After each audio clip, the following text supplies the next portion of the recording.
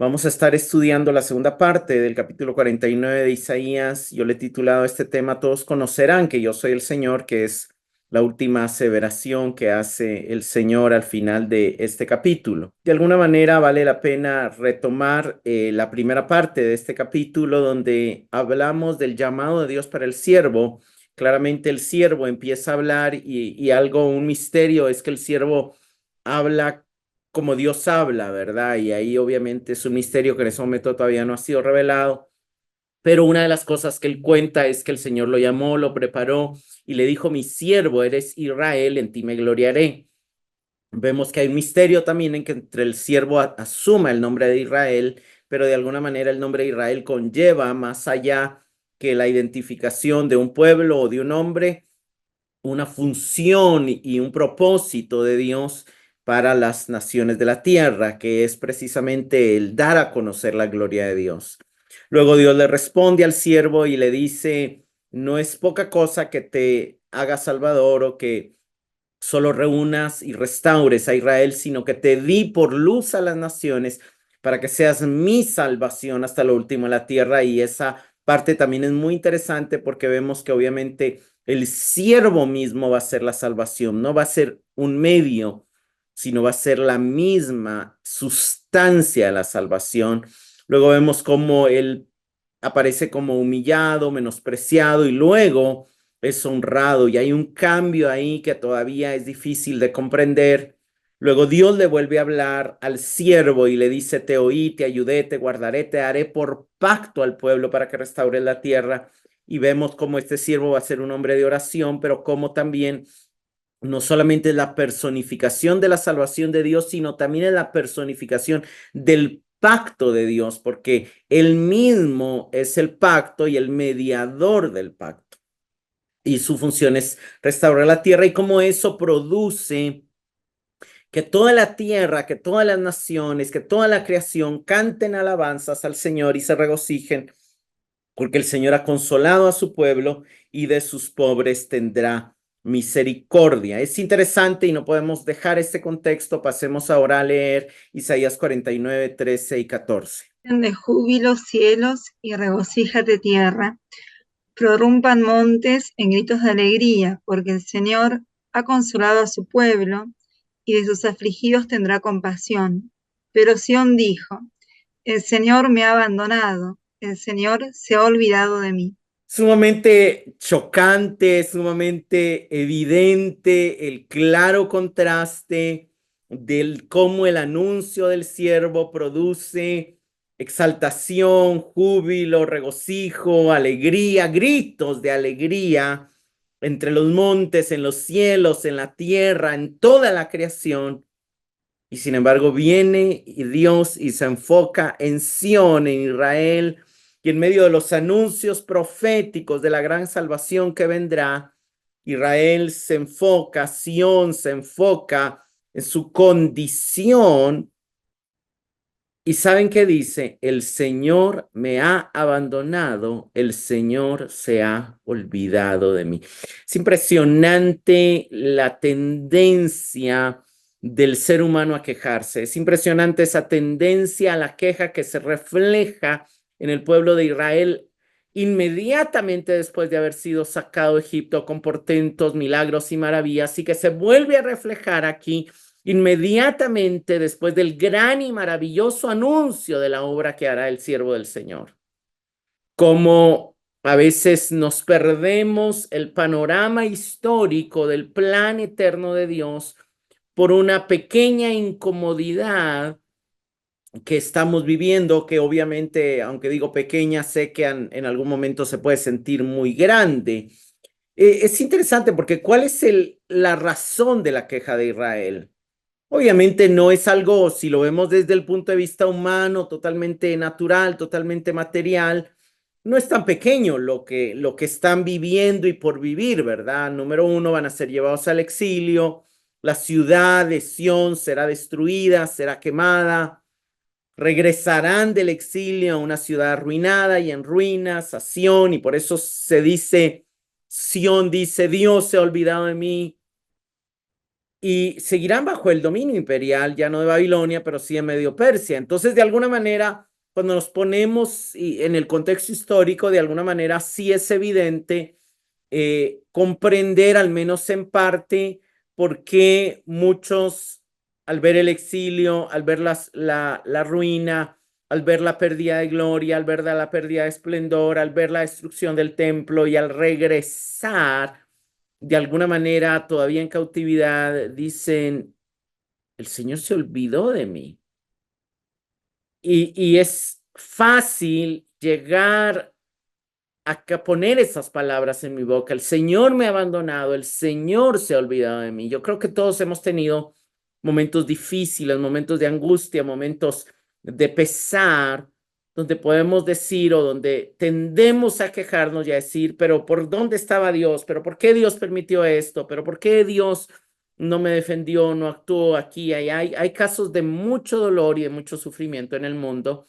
Y realmente no podemos negar el sufrimiento de Israel. Sin embargo, Israel está cometiendo un error y está por enfocarse en su sufrimiento dejando de oír a Dios. Sin embargo, la misericordia de Dios es maravillosa y vemos que Dios le responde a Israel de una manera impresionante. Veamos la respuesta del Señor en Isaías 49:15 al 18. ¿Puede una mujer olvidar a su niño en pecho sin compadecerse del hijo de sus entrañas? Aunque ella se olvidara, yo no te olvidaré. En las palmas de mis manos te he grabado. Tus muros están constantemente delante de mí. Tus edificadores se apresuran. Tus destructores y tus devastadores se alejarán de ti. Levanta en derredor tus ojos y mira. Todos ellos se reúnen, vienen a ti. Palabra de Dios. Sión está diciendo, el Señor me ha abandonado, se olvidó de mí. Vean la respuesta del Señor. ¿Cómo se te va a ocurrir que yo me olvidé de ti? ¿Puede acaso olvidar una mujer a su niño de pecho? ¿Puede dejar de compadecerse de aquel que estuvo siendo formado en sus entrañas, hermanos? Aunque se olvidara, yo no te olvidaré. En las palmas de mis manos te he grabado. Constantemente estoy pensando en ti, es esa siguiente expresión, y hay promesas. Veamos aquí este pasaje, estos 4 versículos, lo podemos describir en la afirmación de Dios y en las promesas de Dios. Primero da una respuesta clara de quién es Él y de cómo es imposible que Él se haya olvidado de ellos, y luego hace una promesa de lo que vendrá a pesar de la ruina y a pesar del sufrimiento que el pueblo de Dios está viviendo. Lo primero es la afirmación clara de que no los ha abandonado, de que no se ha olvidado de ellos y de que no se olvidará. Hermano, la conexión que llega a existir entre una mujer y su hijo es una conexión íntima, es una conexión profunda. La mujer experimenta cambios en su cuerpo mientras la nueva vida se está formando dentro. La mujer experimenta dolores en el momento del alumbramiento y gozo al poder cuidar y amamantar de ese nuevo ser que se formó dentro de ella, a quien le compartió parte de su vida, a quien le trasladó parte de sus nutrientes, de su sangre, todo su ser. Por eso hay un vínculo muy fuerte que difícilmente una madre se va a olvidar de sus hijos porque los tuvo dentro, porque los formó, porque los cuidó.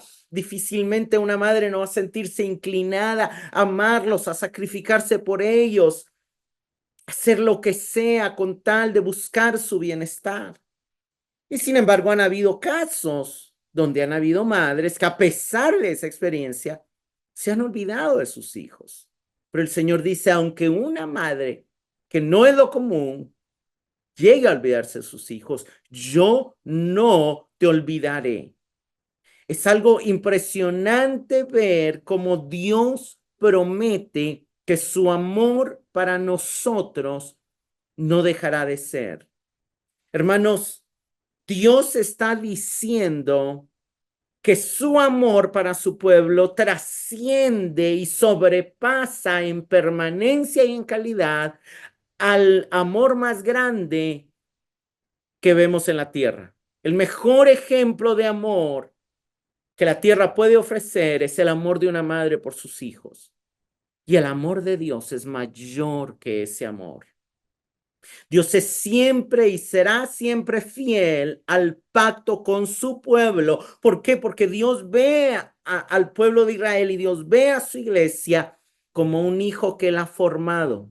Así como la madre está consciente de que ese hijo fue formado en su vientre, Dios fue procesando, gestando y formando. Por eso oímos a lo largo de Isaías tantas veces: yo soy el Señor, el que te formó.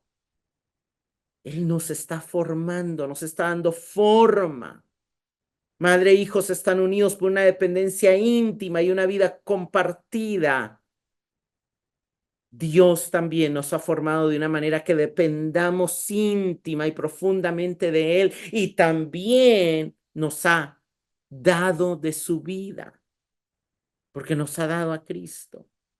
Luego sigue diciendo: en las palmas de mis manos te he grabado. Y de alguna manera esa palabra grabado en el Antiguo Testamento se usa como cuando se grababa, como cuando Dios grabó las leyes en la piedra, o cuando habían grabados en las piedras preciosas. Pero en la conexión y en la profecía, de alguna manera, vemos al Cristo resucitado llegar ante sus discípulos y mostrar las marcas en sus manos. Las palmas de mis manos te he grabado. Es que en sus manos siempre habrá una evidencia de su amor por nosotros, y esa evidencia perdurará en la eternidad, y es la evidencia de que sus manos fueron clavadas en la cruz para salvarnos. Hermanos, Él ha grabado su amor por nosotros en sus manos, en esa cruz.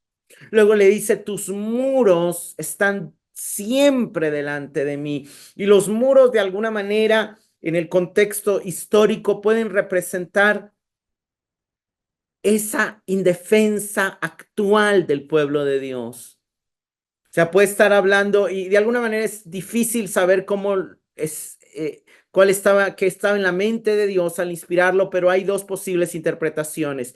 Tus muros derribados están siempre delante de mí. O sea, me estoy recordando de tu ruina, de lo que trajo tu propio pecado, para restaurarlo. O también puede estar hablando de los muros que yo voy a edificar y que nunca en lo espiritual he destruido, están siempre delante de mí. Pero cualquiera de las dos maneras, lo que está mostrando es: yo nunca me olvido de defenderte. Yo nunca me olvidaré de defenderte. Yo no me olvidaré de ti. Es la misma expresión de: yo soy tu muro, yo soy el que te protege, yo soy el que cuido de ti, como una madre a sus hijos.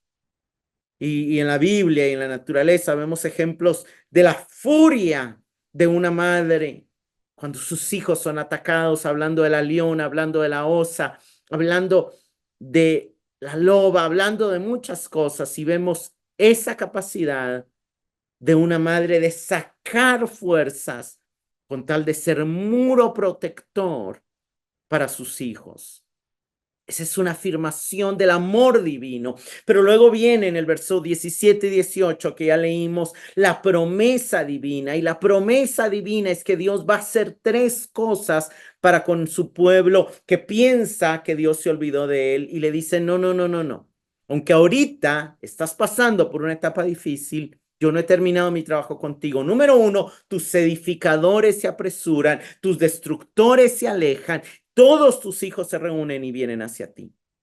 Hermanos, y hay un claro contraste entre el acercamiento de edificadores. Dios va a traer a su pueblo personas que aman a su pueblo y que vienen a ayudarles, edificadores, y al mismo tiempo aquellos destructores y devastadores que quemaron la ciudad, que destruyeron la ciudad, que llevaron cautivos, que desterraron a los hijos, se van a alejar, van a dejar de ser, van a perder influencia, van a perder poder. O sea, eso es parte de el hecho de que tus muros están delante de mí, tu protección está delante de mí. Yo, Dios, voy a hacer que venga gente a edificarte, que venga gente a bendecirte, que venga gente a cubrirte, que venga gente a amarte, y yo voy a hacer que aquellos que están buscando tu daño, que están buscando tu destrucción, que están buscando tu ruina, se alejen de ti y no te tengan al alcance y no puedan hacerte nada.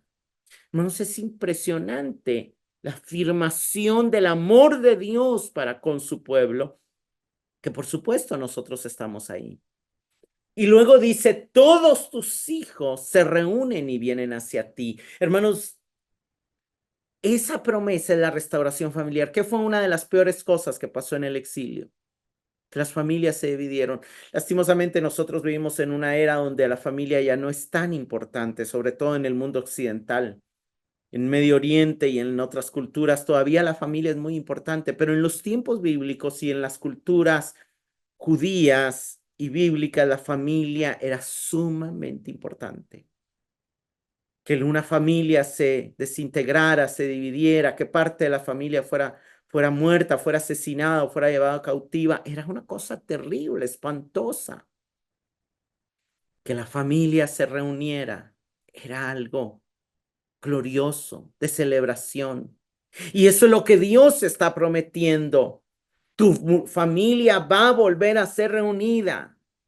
Los hijos que fueron llevados cautivos vendrán otra vez hacia ti y se reunirán. Sigamos leyendo. Isaías 49, 18 al 21. Vivo yo, declara el Señor, que a todos ellos como joyas te los pondrás y te adornarás con ellos como una novia. En cuanto a tus lugares desiertos y desolados, y de tu tierra arruinada, ahora serás ciertamente demasiado estrecha para los moradores, y tus devoradores estarán muy lejos. Todavía te dirán al oído los hijos de los que te fuiste privada, el lugar es muy estrecho para mí. Hazme sitio para que yo more aquí. Y dirás en tu corazón, ¿quién me ha dado esto? Pues yo había sido privada de mis hijos, y era estéril, desterrada y errante. Y a estos, ¿quién los ha criado? Yo había sido dejada sola. ¿Y estos? ¿Dónde estaban? Dios sigue respondiendo ante la queja de Israel de que Dios la abandonó y se olvidó de ella, y le dice, no, no, no, no, no, ¿cómo que me olvidé de ti? Si traeré tantos hijos a ti que serán un adorno. Tus lugares desolados y desiertos serán restaurados y que se quedarán cortos para el número de hijos que vendrán. De tal manera que tú misma te asombrarás y dirás, pero ¿de dónde salieron tantos hijos si yo era estéril? Hermanos, es impresionante ver las promesas de Dios y las promesas de restauración de Dios para su pueblo. Vean cómo Dios está afirmando que a todos los hijos Sión los usará como adorno y los lucirá en su vestido de novia. A Isaías no le molesta cambiar las metáforas de una ciudad que es madre a otra que es una novia lista para casarse, y de alguna manera ahí vemos la figura de la iglesia como madre. Por eso Pablo, cuando habla de la iglesia, dice la cual es madre de todos nosotros en Gálatas, pero también habla de la iglesia, habla de presentarla como novia a Cristo. Y de alguna manera esas imágenes vienen de Dios mismo a través de sus profetas. ¿Por qué? Porque son verdades que representan al pueblo de Dios, que representan diferentes aspectos del pueblo de Dios. Por un lado, el pueblo de Dios es madre, por otro lado, el pueblo de Dios es la novia, la amada del Señor. Lo interesante aquí es que la madre de los hijos se convierte en la novia que se viste para la boda, cuyos hijos son parte del atuendo, son parte de su elegancia, son parte de su preparación. ¿Por qué? Porque la iglesia que se va a casar con Cristo es una iglesia fructífera, es una iglesia que ha vencido la desolación y la esterilidad. No una iglesia estéril, una iglesia gloriosa, dice Efesios, que Él se va a presentar a sí mismo una iglesia gloriosa. Luego en el verso 19 le dice, sí, ahorita hay una realidad, tus lugares están desiertos y desolados, tu tierra está arruinada.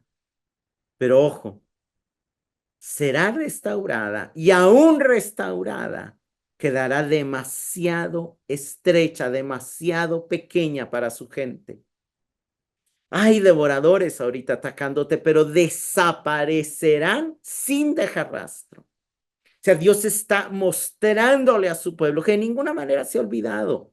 Lo que pasa es que todavía viene un tiempo donde las realidades de ruina van a cambiar por gloria, van a cambiar por estrechez. Y es una imagen muy interesante, porque en el verso 20 dice que son multitudes de hijos que vienen a la ciudad y le dicen uno al otro, dirán al oído los hijos de los que fuiste privada.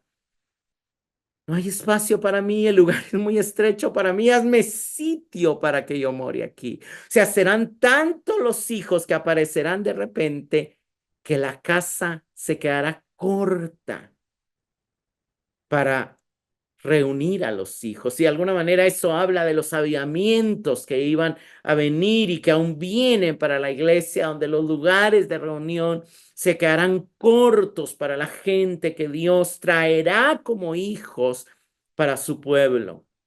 En el verso 21 vemos el asombro de la mujer que representa tanto a Israel como a la iglesia y la pregunta en su mente, ¿pero en qué momento tuve estos hijos? Dice que dirás en tu corazón, ¿quién me ha dado estos? Yo había sido privada de mis hijos y era estéril, desterrada y errante. Hermano, la realidad de Israel era esterilidad y calamidad. Y una de las imágenes de la esterilidad de Israel precisamente es todas las imágenes de la falta de fruto, de la falta de aprendizaje, de la falta de entendimiento. Isaías 5 tenía que dar uvas ricas y hermosas y dio uvas agrias, una vida estéril. Esos momentos donde Dios dice, traté contigo, te castigué para que reflexionaras y cambiaras y todo. Y hay esterilidad, no hay fruto, hay ceguera, hay sordera. Todas esas son esas imágenes de la incapacidad de Israel de cambiar, de volverse al Señor, de ser transformado. Esa es la realidad de nosotros antes de Cristo. Una mujer estéril no puede tener hijos y si no puede tenerlos, tampoco puede criarlos. Y sin embargo, de repente aparece con hijos.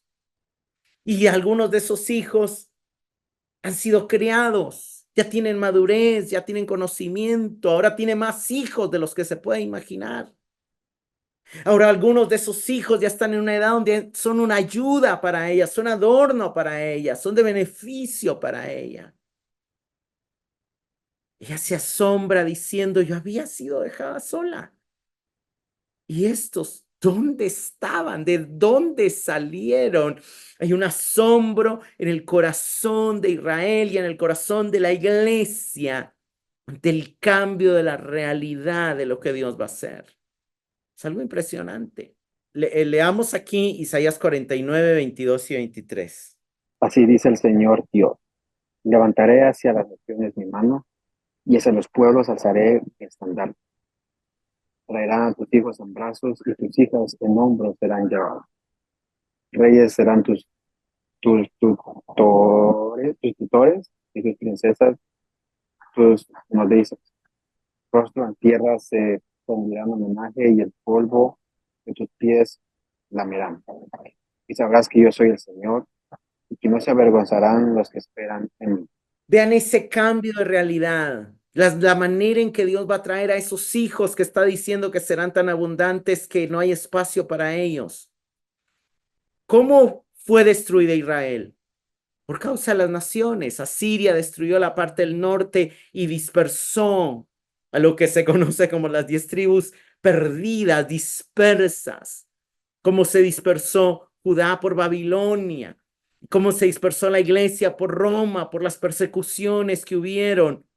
Y sin embargo, Dios dice, yo obraré para que las mismas naciones que te dispersaron traigan a tus hijos. Los que ejercieron poder sobre ti, destruyéndote y esclavizándote, ahora serán tus servidores, serán tus tutores y tus nodrizas. Ahora te homenajearán y lamerán aún el polvo de tus pies. Vean ese cambio de opresores a servidores, ese cambio de cautivadores a ayudadores. Y sabrás, cuando se dé ese cambio, que yo soy el Señor y que no se avergonzarán los que esperan en mí. ¿Qué le está diciendo? Deja de quejarte y pon tu esperanza en mí, pon tu confianza en mí. Pon tu esperanza en mí, porque el que cree en mí, el que espera en mí, no será avergonzado. Palabras que ya ha revelado y que está recordando. Ahora es bien interesante porque claramente vemos que la mujer está desolada, arruinada, pero de repente ve venir a su multitud de hijos traídos por las naciones, llevados en brazos, y a sus hijas cargadas sobre los hombros. Obviamente eso es un cambio. Vemos que los que antes la oprimían ahora la sirven, ahora le enseñan. Reyes serán tus tutores. Hermanos, la soberanía del Señor se muestra de tal manera que Él hará que todos los poderes de la tierra trabajen para la reunión de su pueblo y el bienestar de Sión. Parte de esta profecía es el cumplimiento de Constantino. Parte de esta profecía es las misiones a quienes financió Francia, Inglaterra, Estados Unidos en el pasado. Parte de esta profecía es lo que Dios sigue haciendo para que su iglesia siga haciendo la obra que está haciendo. Así como una vez las naciones obedecieron a Dios para destruir a su pueblo, ahora obedecen a Dios para servir y ayudar a su pueblo. Sí, fue Dios el que levantó a Siria y a Babilonia para traer juicio y castigo, pero Dios ahora también levanta a las mismas naciones para traer restauración y edificación a su pueblo. Ahí se cumple, yo hiero y sano. Y vemos que, ¿por qué se profetiza que las naciones se humillarán y hasta lamerán el polvo de sus pies? ¿Acaso no es ante Dios que se tienen que humillar y no ante el pueblo? Hermanos, lo que la Biblia nos muestra es que la sumisión de las naciones al pueblo de Dios está unida al reconocimiento del Dios verdadero. De hecho, eso lo vemos en la profecía de Pablo, cuando Pablo habla, por ejemplo, del don de profecía en la iglesia. Dice que cuando llega un incrédulo a la iglesia y Dios usa a alguien con el don de profecía, vean el verso 25, los secretos de su corazón, del incrédulo que está oyendo la palabra de Dios, quedarán al descubierto. Y él se postrará y adorará a Dios. Pero no solamente adorará al Dios que le está hablando y está descubriendo lo que está en su corazón, sino que él reconoce, declarando, en verdad Dios está entre ustedes.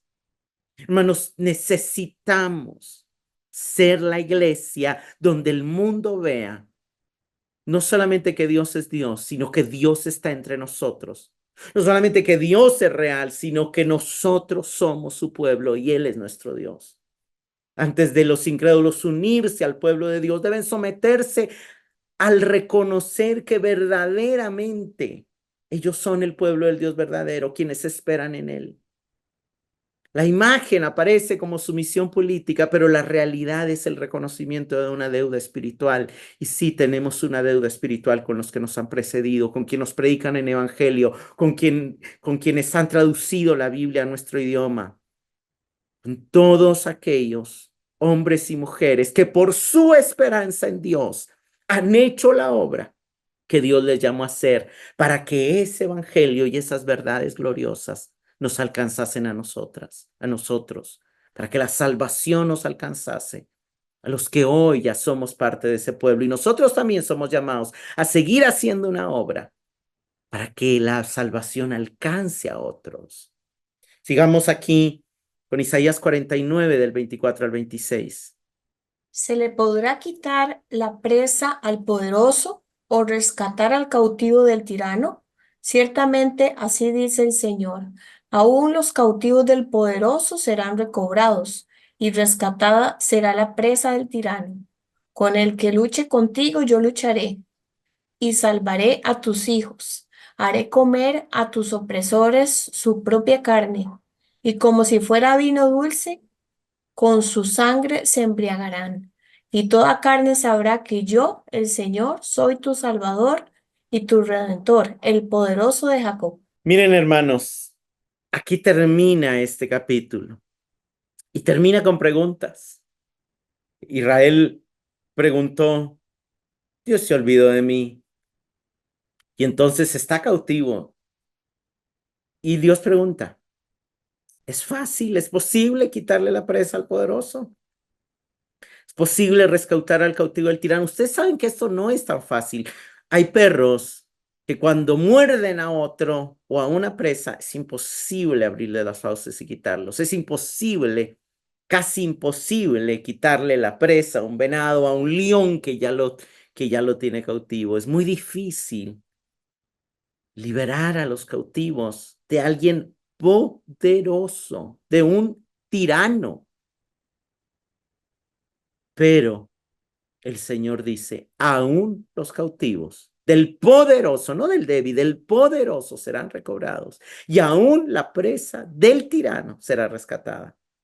¿Por qué? Porque Él es más fuerte. Con el que luche contigo, yo lucharé y salvaré a tus hijos. Y el verso 26 a veces son estas imágenes un poco difíciles, un poco grotescas. Pero vamos a ver que lo que representa es la realidad de la autodestrucción de aquellos que se oponen a Dios. Todo el que se opone a Dios está buscando su autodestrucción. Haré comer a sus opresores su propia carne, ellos mismos se van a destruir. Como si fuera vino dulce, se embriagarán con sus sangres y ellos mismos se van a destruir. Ese es el mensaje detrás. Y toda carne, toda la humanidad sabrá. Hermanos, Dios tiene una pasión por darse a conocer y que todo el mundo lo conozca como el Señor, como el único Dios verdadero, como el Salvador, Redentor y poderoso de su pueblo. Hermanos, quitar la presa al poderoso se está haciendo referencia al regreso de los hijos a casa. ¿Cómo va a suceder eso? Eso implica vencer el poder de las naciones en las cuales fueron llevados cautivos y Dios lo va a hacer. Dios va a hacer que Babilonia sea vencida. Dios va a hacer que Roma caiga. Dios va a hacer que el imperio nazi caiga. Y Dios lo ha hecho en la historia. El Señor ha prometido liberar a su pueblo. Y la pregunta que tiene que hacerse el pueblo es, ¿tiene Dios el poder para hacerlo? Y la respuesta es un sí contundente. Por otro lado, es el tema de la justicia. Pueden ser liberados los cautivos que han sido tomados cautivos por causas justas. Recordemos que Israel fue llevado cautivo por una causa justa, por su pecado. Pero ¿por qué Dios los va a rescatar? Porque Él también va a obrar justicia para rescatar los temas que va a hablar después. Pero vean la palabra del Señor.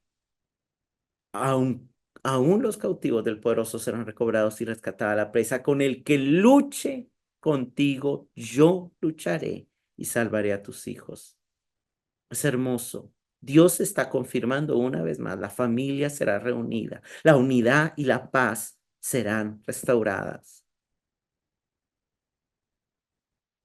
El verso 25 responde las diferentes preguntas que ha tenido el pueblo de Dios. Responde ante la realidad. Si puede ser puede ser quitada la presa, el cautivo, sí. Porque si el que los liberta es aún más poderoso. Y puede alguien defender aún al que está cautivo por una causa legal. La respuesta es, ese yo luche es una palabra que aunque se puede traducir como lucha física, también se puede traducir contienda legal o causa legal. De hecho, otras versiones traducen que contienda contigo, yo tomaré tu causa. Y ese yo tomaré tu causa es, yo haré que cada demanda justa de la ley sea satisfecha. Es un preanuncio de la cruz, donde iba a haber un castigo justo por el pecado. Hermanos, cuando Dios salva a su pueblo, no viola ni su carácter justo ni ningún otro derecho. Él es el justo y también el que justifica. El verso 26, como ya dije, habla del que aquellos que eligen su propio camino, el oponerse a los planes de Dios, terminan autodestruyéndose a sí mismos. Y eso es parte de la justicia, de lo que la justicia divina busca. Toda carne sabrá, es toda la humanidad sabrá. Recordemos, derramará su espíritu sobre toda carne.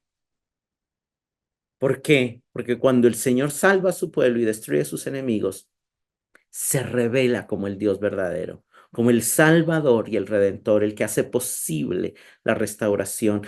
Veamos ahora algunas conexiones y algunos otros versos que nos aclaran de alguna manera algunas de las verdades estudiadas en esta sección. Lo primero es la verdad que se refleja en esa frase difícil, comerán su propia carne, pero que refleja la autodestrucción de los enemigos. Leamos aquí Jueces 7:22 y 1 Samuel 14:20.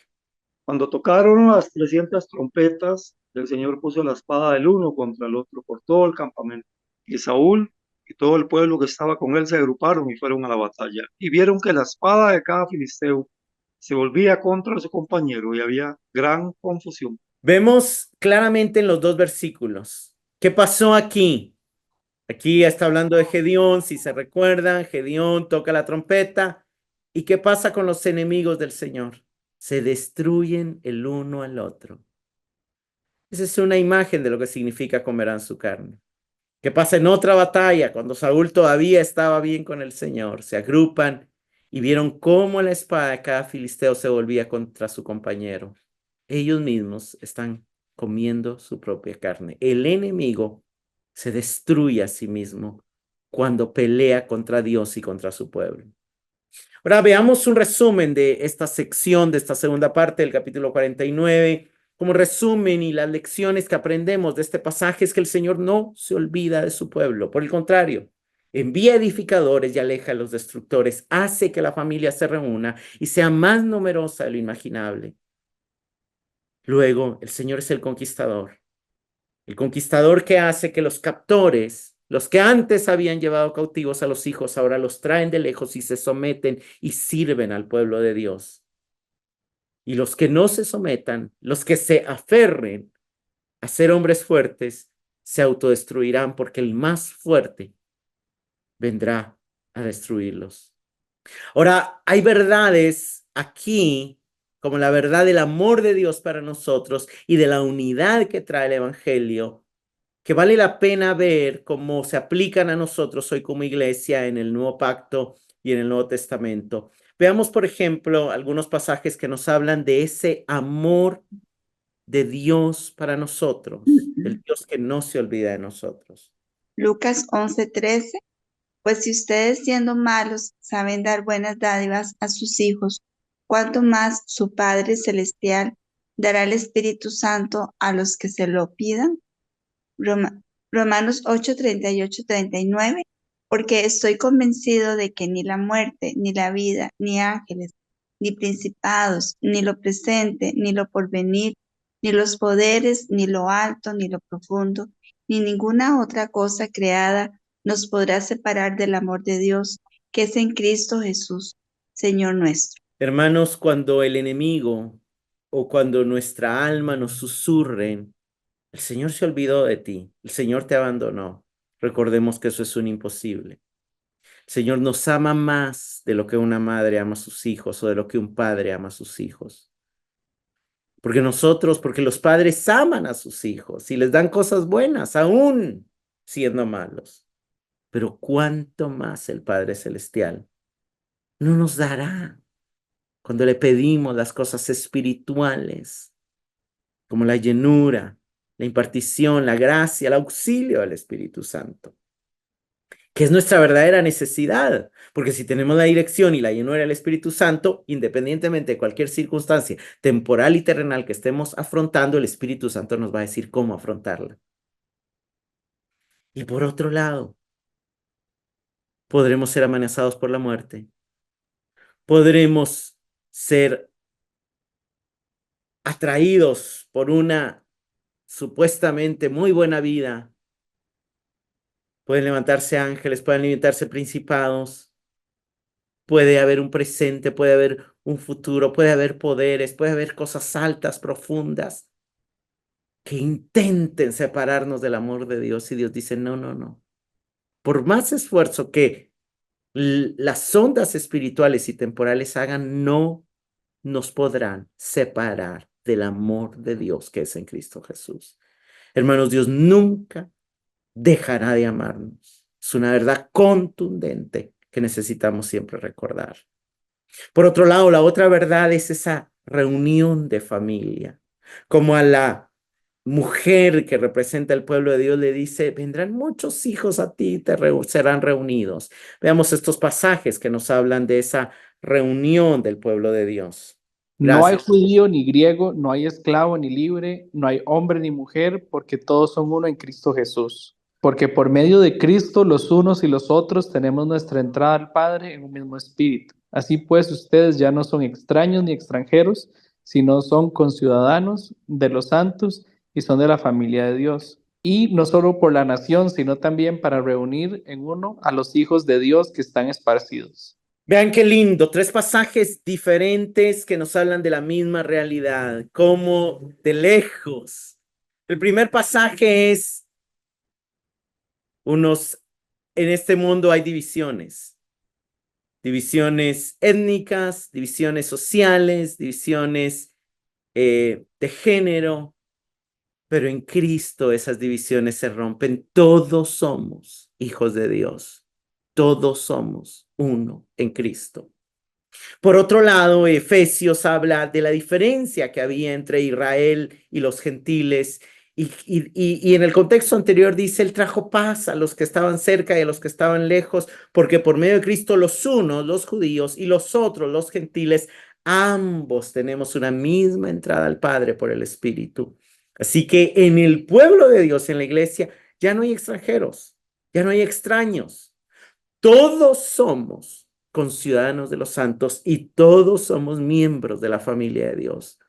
Todos podemos llamar a Dios Padre y a la Iglesia Madre, a la Iglesia universal, trascendente, esa entidad gloriosa que es también la novia de Cristo. Y Juan 11 es un pasaje interesante porque es un pasaje donde el sumo sacerdote profetiza sobre la muerte de Jesús y dice, es mejor que muera un hombre por causa de que se salve la nación. Y entonces Juan agrega su comentario, no sé si Juan o el sumo sacerdote, pero Dios en su palabra inspirada agrega el comentario que Cristo iba a morir no solo por la nación, sino por reunir en una a los hijos que están esparcidos, haciendo remembranza y haciendo eco precisamente del pasaje de Isaías que estamos estudiando. Hermanos, el apóstol Juan está dejando claro que los hijos de Dios no estaban solo en Israel, estaban esparcidos por todas las naciones de la tierra.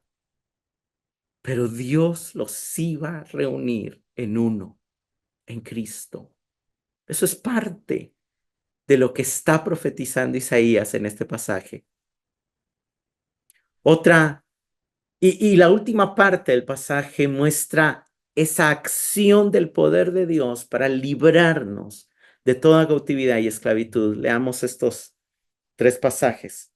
Pero nadie puede entrar en la casa de un hombre fuerte y saquear sus bienes si primero no lo ata, entonces podrá saquear su casa. Segunda de Timoteo 2:26, y volviendo en sí, escapen del lazo del diablo, habiendo estado cautivos de él para hacer su voluntad. Y Romanos 6:18, y habiendo sido libertados del pecado, ustedes se han hecho siervos de la justicia. Hermanos, no solamente el pueblo de Israel estuvo cautivo en Babilonia, nosotros éramos estábamos cautivos al diablo haciendo su voluntad.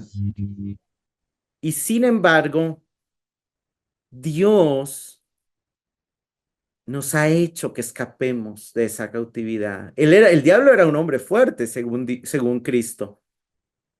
El diablo tiene poder, pero no más poder que Cristo. Porque aunque era hombre fuerte, vino un hombre más fuerte que él, nuestro Señor Jesucristo, y lo ató y nos libertó de la cautividad. Y no solamente estábamos cautivos del diablo, también éramos esclavos del pecado, dice Romanos 6. Y también de esa esclavitud el Señor nos liberó. Ahí ya está respondida la pregunta. ¿Puede una presa ser quitada del poderoso? ¿Puede un cautivo ser liberado del tirano? Hermanos, el enemigo era un poderoso y el pecado era un tirano, de los cuales nosotros éramos cautivos. Pero Dios, el Todopoderoso, nos ha libertado de la esclavitud. Y la última verdad que el pasaje nos muestra es que todos conocerán que Él es el Señor. Hermanos, Cristo volverá y su victoria será gloriosa. Terminemos leyendo estos dos pasajes, Hebreos 9:28, Apocalipsis 7. Así también Cristo, habiendo sido ofrecido una vez para llevar los pecados de muchos, aparecerá por segunda vez, sin relación con el pecado, para salvación de los que ansiosamente lo esperan. Después de esto miré y vi una gran multitud que nadie podía contar, de todas las naciones, tribus, pueblos, lenguas, de pie delante del trono y delante del Cordero, vestidos con vestiduras blancas y con palmas en las manos. Clamaban a gran voz: la salvación pertenece a nuestro Dios, que está sentado en el trono y al Cordero. Hermanos, será glorioso. Es la segunda venida. Cristo regresará para salvación de los que ansiosamente lo esperan. Podemos estar viviendo momentos donde el enemigo susurre a nuestros oídos que Dios nos ha abandonado o se ha olvidado de nosotros. Pero la palabra de Dios dice que no serán avergonzados los que en Él esperan. Hermanos, sigamos esperando la manifestación del poder de Dios. Sigamos esperando nuevos avivamientos en medio de nuestras congregaciones. Sigamos esperando la manifestación del poder de Dios y sigamos esperando su segunda venida. Porque en esa segunda venida Él vendrá para salvar a los que esperan en Él.